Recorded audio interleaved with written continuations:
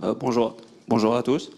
Donc, je vais vous présenter l'exposé que je vais vous présenter fait partie de mes travaux de thèse sous la direction de Lagoun Redouane de l'Université de Béjaïa et Châteauneuf-Alade de Clermont-Ferrand. Donc, le plan de l'exposé, donc après une introduction, je vais parler sur les modèles de corrosion. Ensuite, proposer une approche pour l'actualisation des paramètres de corrosion. Je vais passer par la suite pour évaluer l'évaluation de la fiabilité des réseaux de pipeline corrodés que je vais appliquer à un système réel. Et je vais finir par des conclusions et perspectives. Donc les réseaux de les pipelines souterrains utilisés pour le transport des hydrocarbures sont soumis à plusieurs mécanismes de dégradation vu l'environnement agressif dans lequel ils sont insérés. Pardon. Donc la corrosion est l'un des modes de dégradation les plus courants pour ce genre de système.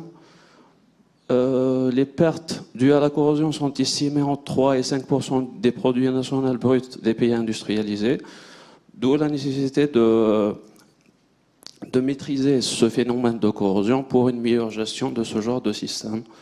Donc nous proposons ici une étude pour l'évaluation de la fiabilité. Cette approche va permettre de prendre en considération les dépendances entre les composants du système. Elle va permettre de prendre en considération les dépendances entre le système et son environnement et une actualisation du modèle de dégradation.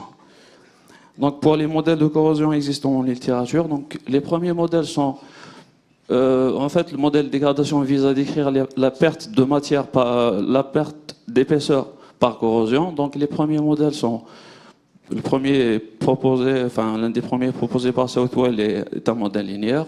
Ensuite, il y a Milchers qui a introduit l'aspect probabiliste en proposant un modèle bilinéaire.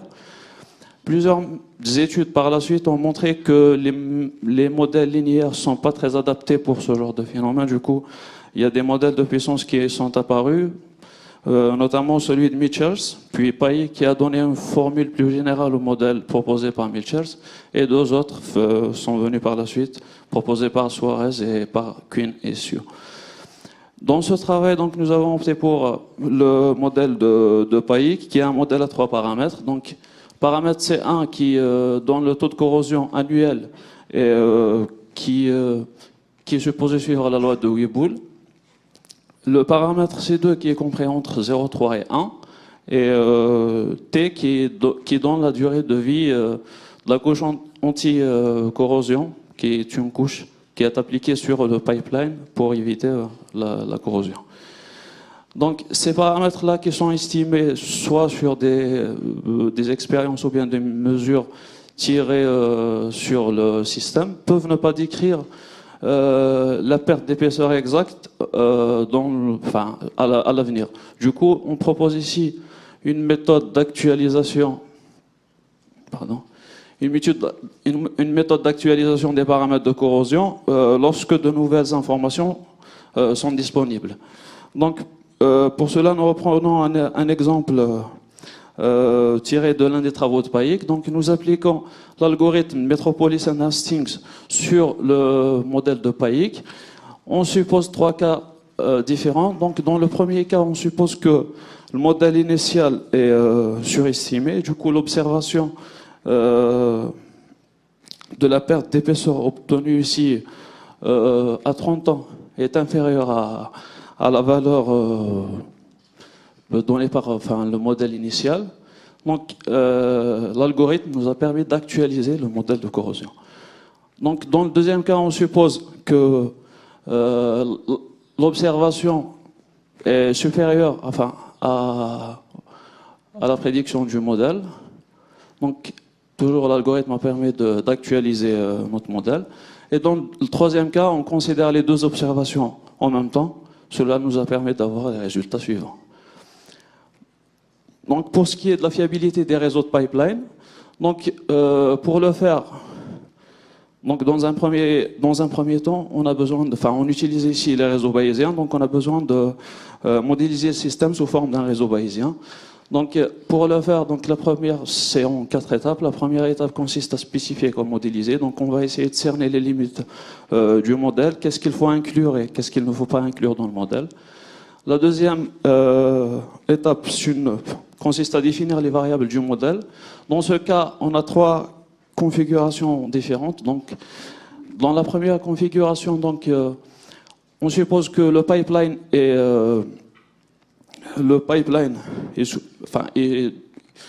se trouve dans des environnements différents. Donc, dans ce cas, on divise, le pipeline est divisé en segments, de telle sorte à ce que chaque segment se retrouve dans les mêmes conditions géotechniques. Chaque segment est représenté par un nœud racine dans le réseau bayésien, et ces nœuds-là sont reliés à un autre nœud pour quantifier les dépendances. La deuxième configuration, c'est une configuration convergente. Donc un pipeline est convergé en deux ou plusieurs pipelines. Donc chaque pipeline est représenté par un nœud dans le réseau bayésien, un nœud racine. Ensuite, ils sont reliés deux à deux pour quantifier les dépendances. La troisième configuration, c'est une configuration convergente. Donc deux ou plusieurs pipelines convergent vers un pipeline ou bien vers un réservoir de stockage. Donc dans ce cas aussi, chaque pipeline est représenté par un nœud racine dans le réseau bayésien et relié à un autre nœud pour quantifier les dépendances. Donc la troisième étape, c'est une modélisation quantitative. Donc elle consiste à générer des tables de probabilité pour les différents nœuds. Donc pour ce qui est des nœuds racines, donc c'est la probabilité de défaillance du pipeline qui est représentée par le nœud dans le réseau bayésien.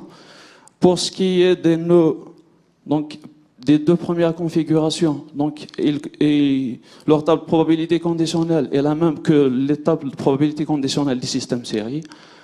Et pour ce qui est de la troisième configuration, donc on définit ici une fonction d'état limite qui est égale à la somme des volumes acheminés par les pipelines, moins le volume nécessaire pour le pipeline ou bien le réservoir de destination.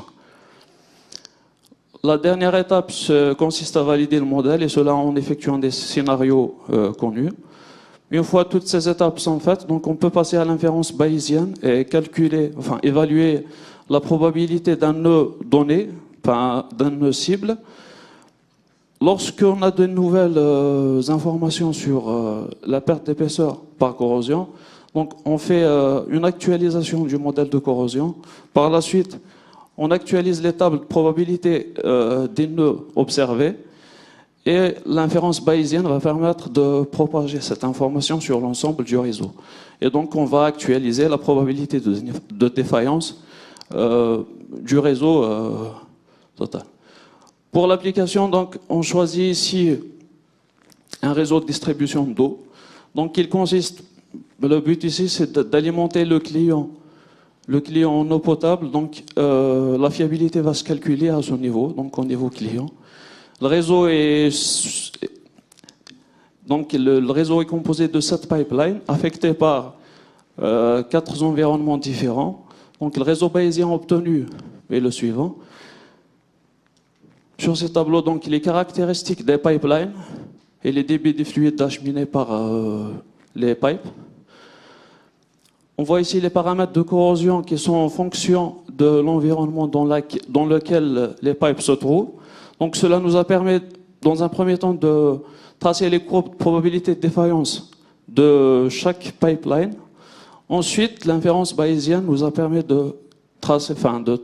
d'évaluer la probabilité de défaillance au niveau du client, donc ce qui représente la probabilité de défaillance du réseau total. Donc on suppose aussi ici que de nouvelles observations sont obtenues, donc à deux instants différents, à 35 ans et à 38 ans. Donc cela nous a permis dans un premier temps, d'actualiser les paramètres de corrosion. Ensuite, d'actualiser les tables de probabilité, les probabilités de défaillance des nœuds. Et ensuite, d'actualiser la probabilité de défaillance au niveau du client. Donc, ici, elle est actualisée une première fois à 35 ans, puis à 38 ans. Donc, les résultats utilisés ici à 38 ans, donc, on a pris en considération aussi ceux de 35 ans.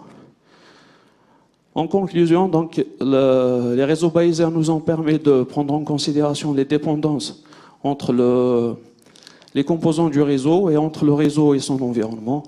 Quant à l'algorithme Metropolitan Hastings appliqué au modèle de corrosion, donc, il nous a permis d'actualiser les paramètres de corrosion lorsque de nouvelles informations sont disponibles, malgré la taille réduite de l'échantillon d'observation. En perspective, nous travaillons sur l'extension du modèle pour l'obtention une politique, la définition d'une politique de maintenance optimale. Et merci pour votre attention.